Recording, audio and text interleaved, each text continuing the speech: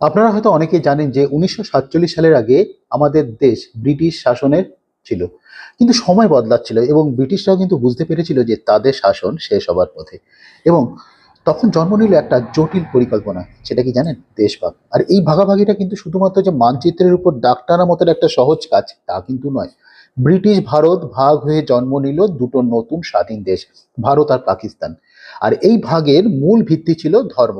যেখানে হিন্দুদের সংখ্যা বেশি সেই অংশগুলো ভারতের সাথে গেল, আর যেখানে মুসলমানদের সংখ্যা বেশি সেগুলো পাকিস্তানের সঙ্গে গেল।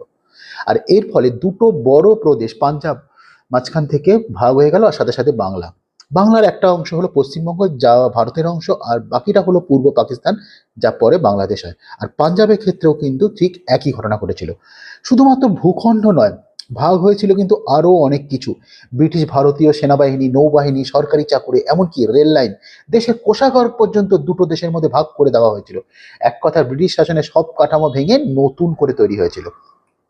1947 সালের 14ই আগস্ট মাঝরাত পেরিয়ে 15ই আগস্টে যখন সূর্য উঠলো, তখন ভারত আর পাকিস্তান নামে দুটো নতুন দেশ স্বাধীনভাবে পৃথিবীর বুকে আত্মপ্রকাশ করলো। কিন্তু এই স্বাধীনতার পিছনে লুকিয়ে ছিল এক বিশাল যন্ত্রণা।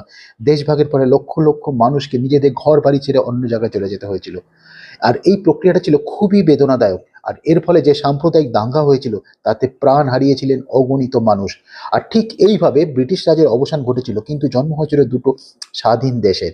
কিন্তু সেই জন্মলগ্নে যে রক্তক্ষয় আর বিচ্ছেদ ঘটেছিল তার স্মৃতি কিন্তু আজও আমাদের এই উপমহাদেশে অম্লান হয়ে রয়েছে, এবং সেটা একটা দগদগে ঘা হিসাবে কিন্তু বর্তমানে রয়েছে।